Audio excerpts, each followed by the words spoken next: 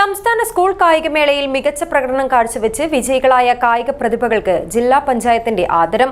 അസാബ് പരിസരത്ത് നിന്ന് വാദ്യമേളങ്ങളുടെ അകമ്പടിയോടെ കായിക പ്രതിഭകളെ ആസൂത്രണ സമിതി ഹാളിലേക്ക് ആനയിച്ചു.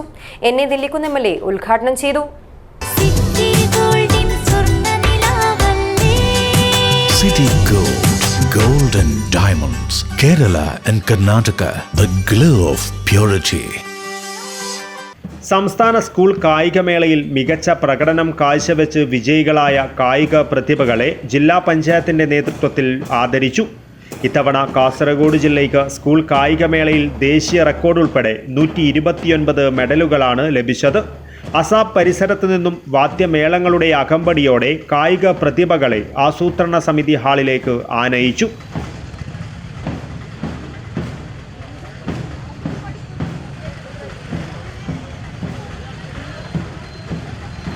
തുടർന്ന് നടന്ന ആദരിക്കൽ ചടങ്ങ് എന്നെ നെല്ലിക്കുന്ന് MLA ഉദ്ഘാടനം ചെയ്തു. ഇത്തരം ഭൗതിക സാഹചര്യങ്ങളെ അപേക്ഷിച്ച് നോക്കുമ്പോൾ മറ്റ് ജില്ലകളെ അപേക്ഷിച്ച് നമ്മുടെ ജില്ല പിന്നോക്കമാണ് എങ്കിൽ കേരളത്തിലെ മറ്റ് 13 ജില്ലകളിൽ ഉള്ളതിനേക്കാൾ കൂടുതൽ പ്രതിഭകളുള്ള ജില്ല കാസർഗോഡാണ് എന്ന കാര്യത്തിൽ യാതൊരു സംശയമില്ല.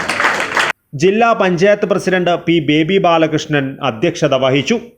ജില്ലാ കളക്ടർ K. ഇമ്പശേഖർ ആദരഭാഷണം നടത്തി. നിങ്ങളെല്ലാവരും ഇത്ര ഒരു വലിയ വിജയം നേടി നമ്മുടെ ജില്ലയ്ക്ക് ഇത്ര ഒരു പേര് കൊണ്ടുവന്നിട്ടുണ്ട്. അതിലെല്ലാം വളരെ ഞങ്ങൾക്ക് സന്തോഷമാണ്. പക്ഷെ സന്തോഷിച്ചാൽ മാത്രം മതിയാകില്ല. ഞങ്ങൾ ചെയ്യേണ്ട ഡ്യൂട്ടി ഇനിയും ചെയ്യാനുണ്ട്. ഇപ്പോഴും അത് ചെയ്തിട്ടില്ല എന്നാണ് എനിക്ക് മനസ്സിലാക്കുന്നത്.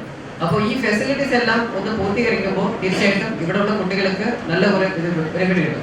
Sports council president P. Habeeb Rahman മുഖ്യ പ്രഭാഷണം നടത്തി.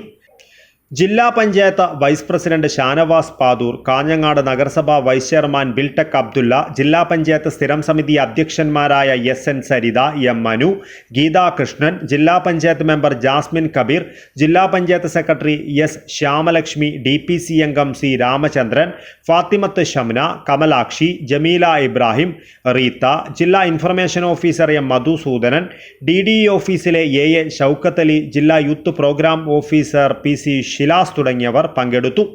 കായികമേളയോടനുബന്ധിച്ച് ഇത്തവണ ജില്ലാ പഞ്ചായത്ത് കായിക താരങ്ങൾക്ക് 3 ദിവസത്തെ പരിശീലനവും ജേഴ്സിയും നൽകിയിരുന്നു. News bureau, Kasaragod.